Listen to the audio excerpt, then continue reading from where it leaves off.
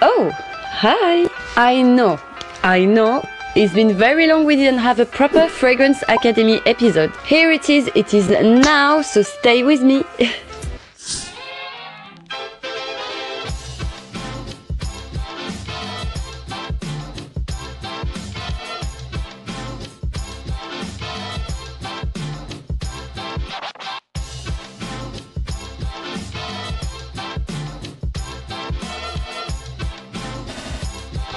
Bonjour fragrance lovers, welcome back to my channel. In today's video we are diving into Fragrance Academy again. You know my love, passion about fragrances. It's not just about juice, it's about a lot of things. There's history, there's the ingredient, but there's also the perfumers, and I love to talk about my favorite perfumers because they help me to understand the fragrance and also understand why it's been created like that, and usually their creation is related to their life before and what they've done.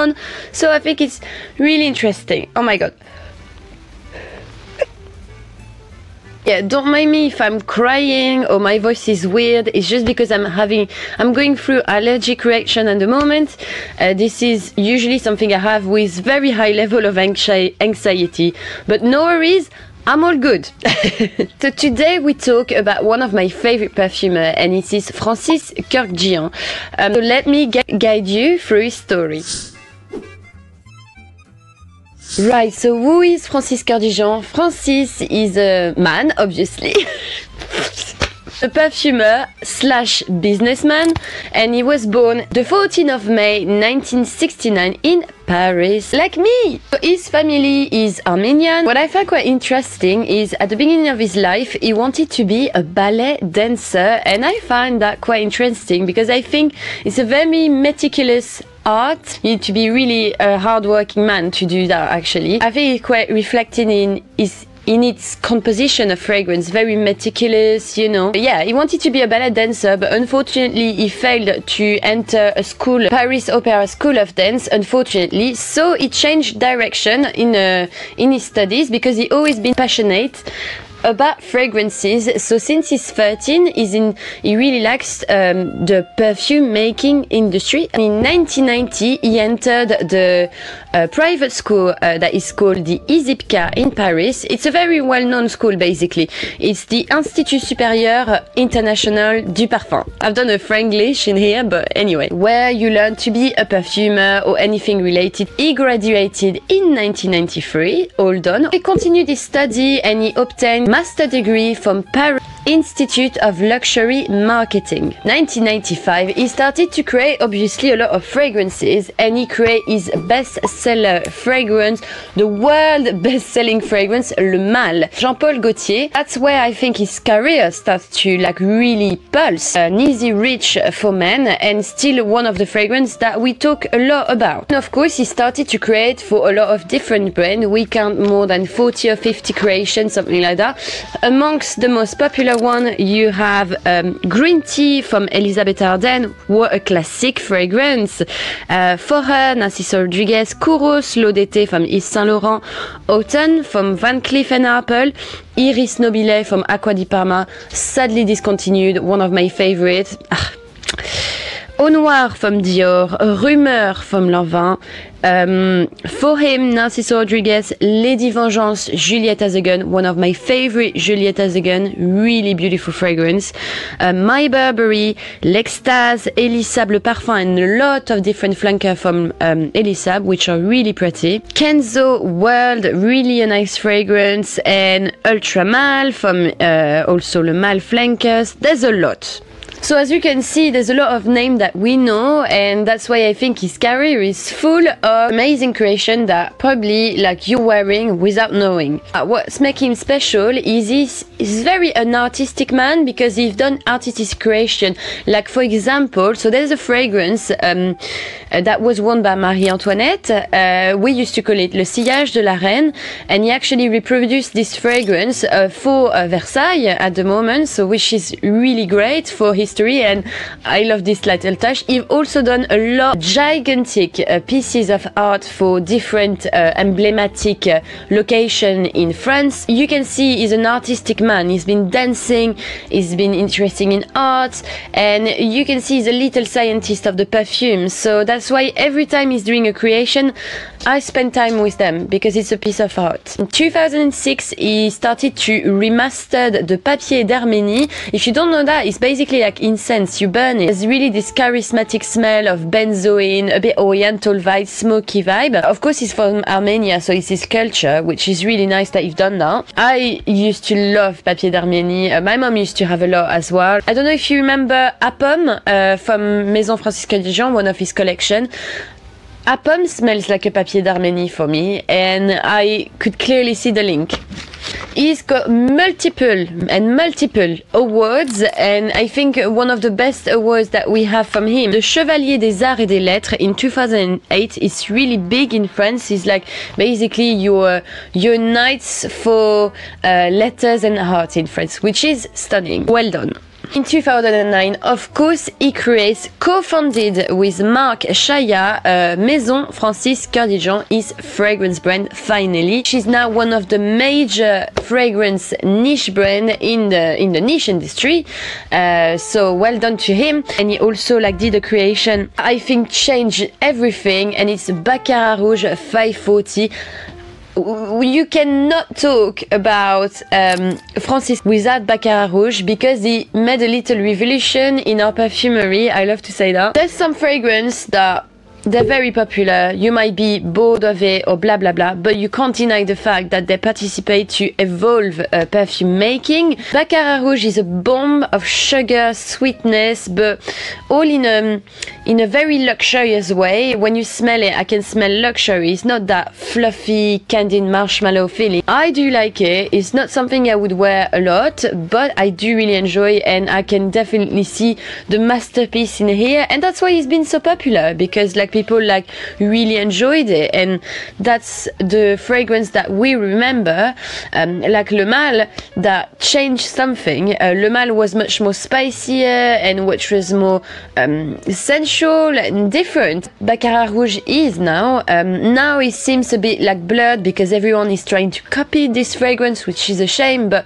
at the same time it's a leader in that range, so so I think that was a really, really great piece of creation, and when you smell it, it's not just a bomb of sugarness. In the skin, it has contrast, which is pretty. Personally, prefer the Classico de Parfum than the Extrait. I think the Extrait is beautiful, but it's a bit too creamy and a touch of woodiness. I prefer. There's something a bit bright in the Classico de Parfum, so I quite like that. Okay, so now we've talked about the gentleman. Let's talk about my favorite creations. Very difficult because there's a lot of fragrance that I really appreciate and are part of my fragrance journey, and especially things like green tea from Elisabeth Arden is an ultimate classic for summer, for daytime. It's a very easy scent, but it does work. Fragrance like Lady Vengeance from Juliette Azogun that I absolutely enjoy. This darkness, sexiness, amazing. Petit Matin, Aqua Universalis, Amiris, Oud Satin Mood. These are 4 fragrances that I absolutely love, but I wanted to talk about fragrance that meant something for me. So this is my top, but it can be different. Is that little one in here, and it's called My Burberry. I love this fragrance. It's just basically a very simple floral scent for ladies. It's very delicate, but it does have a warm undertone, to me, slightly ambery. Even if it maybe doesn't have, but it does smell a bit more warmer at the end, and that's what I like. It's not really a simple flower scent. It's got some darkness, slightly, and this is one of the first floral scents that actually stick to my skin during ages. Beautiful, leaving an amazing sillage, always had beautiful compliments. I'm right at the end and I don't want to use more. Number 4 is Le Male from Jean-Paul Gaultier. How surprising. I know this fragrance is quite dividing. People think it's just synthetic, blah blah blah. Yeah, well, I mean, I'm not expecting a lot of like refinement with Le Male. I just see that it's an easygoing fragrance, a bit clubbing to me, like fun, and it's got that sensuality as well, and still quite relaxing fragrance as well, because you've got a balance between vanilla and lavender, which was really great by the time. There was nothing like that before. It's mintiness that gives a burst of freshness, makes it very versatile, but again, it's really different. My fragrance, it smells like a bakery, so... And my favorite flanker of it, like that he created, because at the moment I really like Le Beau, but a fragrance that he created as well is Le Fleur du Mal. It's been sadly discontinued because I honestly thinking, for me, it was the best flanker out of all of them. Burst of like romanticism, poetic feeling that is stunning, and so sad is discontinued. Number 3 is Narciso Rodriguez, for him and for her. I want to separate them because I love both of them really a lot. Narciso Rodriguez is a brand I really enjoy because of their musky tone. So the For Her one is, I'm talking about the Eau de Toilette that I prefer because it's got that bright bergamot touch at the beginning and orange blossom that give like a really bright tone. I have a cloud of musk that is appearing quite powdery, rosy, powdery, musky feeling, clean and soft. It's really a bubble of softness, but leaving a really intense sillage, even though it's an eau de toilette. I love that romantic, mysterious vibe of this fragrance. It's amazing. And then on the men's side, you have from him that is really violet flower. You can really smell the violet leaves that are really here. A lot of people say it's a very gloomy, nostalgic, melancholic fragrance, which I agree on. It's not very a happy scent. When I smell it, I smell a bit like a rainy day. So I would say for fall season, for men, it's very classy, easygoing fragrance, and that's got a bit of sensitivity as well. I think it's really pretty, so I really encourage you to have a try because it's so underrated. Number 2 favorite is Gentle Fluidity in Gold by MFK. I love this scent. Okay, it's leaning more to the feminine side to me, however it's unisex, but it's an amber fragrance with a lot of vanilla and flowers. Moves a lot during the day in waves. It's sweet but not cloying. Like ambery fragrance like me, you're gonna love that. Slightly feminine, I absolutely adore it. For me, it's absolute elegance. It's sensual but really refined. It smells luxury. You know what you're purchasing because it moves during the day.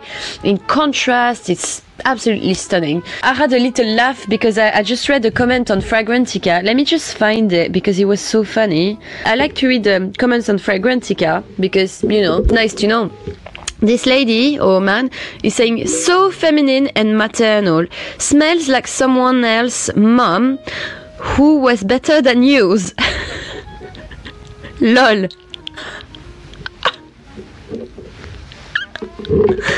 I just find this comment so funny.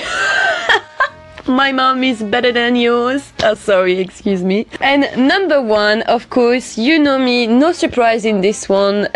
It's MFK Grand Soir. For me, the best of the best fragrance of his range. This amber scent is the best amber I've smelled. That's it. I just love it so much because it's simple, but it works. It's an oriental fragrance, lots of vanilla, lots of amber, and that benzoin touch, so slightly incensey, warm, like mysterious, a touch churchy, but with all of that, this fragrance managed to have facets and still bright. It's shining like a diamond. It's a piece of diamond. Honestly, I love it. On men, it's sexy, it's refined, it's extravagant, it's opulent. On ladies, it's again extravagant, but it gives a dark character. It gives you like a, you know, this devil wears Prada feeling. So I hope you enjoyed the video. Tell me which is your favorite creation of Mr. Francis. So leave me a comment here. Leave me a little like as well. You know, it helps you reference the video. Subscribe to my channel. There's a lot of people here not subscribing. So just go there. Just there, subscribe, because it's nice. You've watched this video until here, so you have to do it. I'm joking, do what you like. And thank you for everyone that leave me a contribution on my Utip account in the description box. Thank you so much, and I will see you very soon. Bye now.